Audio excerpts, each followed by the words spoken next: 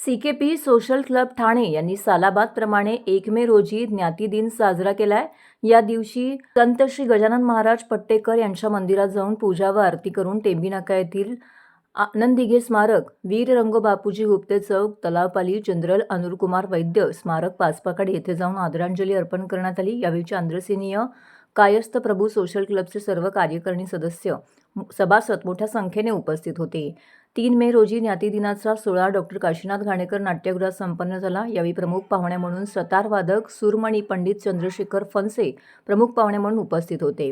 ठाण्यातील शिवसमर्थ शाळेमध्ये अनेक वर्ष मराठी आणि संस्कृतचे अध्यापन करणाऱ्या श्रीमती लीला श्रोत्री मॅडम यांनी 2 एप्रिल 2025 रोजी 100व्या वर्षात पदार्पण केल्याने सीकेपी सोशल क्लबतर्फे त्यांचा जीवनगौरव पुरस्कार देऊन सन्मान करण्यात आला.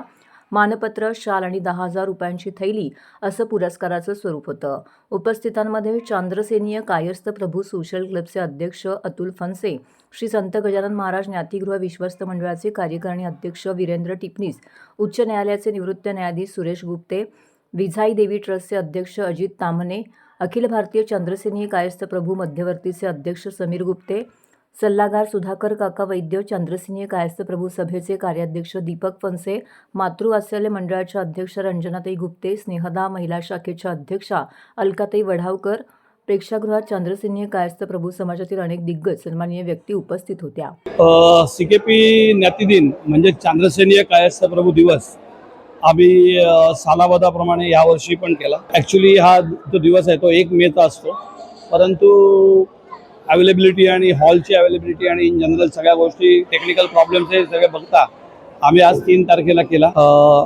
मी आभारी आहे डॉक्टर काशीनाथ घाणेकरचे मॅनेजर, त्यांनी आम्हाला हॉल उपलब्ध करून दिला.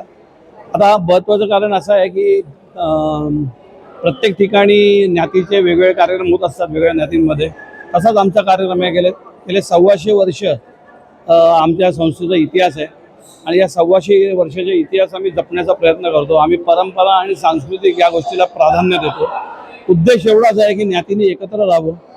आज कोणत्याही ठिकाणी गेलात तर जातपात ह्या गोष्टीचा खूप उहापोह चालला आहे, परंतु आमच्याकडे हा उहापोह नाही आहे. आम्ही ज्ञातीला फक्त एकत्र आणण्याचा आणि करमणुकीच्या कार्यक्रमाचं साधन म्हणून त्यांना आम्ही आणतो. उद्देश हाच आहे की एकत्र राहायचं. एकत्र राहिल्यामुळे एकी वाढणार आहे आणि आमची बाकीची कुठली उद्दिष्ट नाही आहेत, परंतु आमची ज्ञाती ही चांद्रसेनीय कायस्थ प्रभू म्हणून आहे. ते इंग्रज आले आणि मग ते सीकेपी शॉर्ट फॉर्म झाला वगैरे, ह्या सगळ्या जरी गोष्टी असल्या तरी आम्ही चांद्रसेनीय राजाचे वंशज म्हणून आम्हाला ओळखलं जातं आणि त्याच नावाने आम्ही पुढेही राहणार आहोत.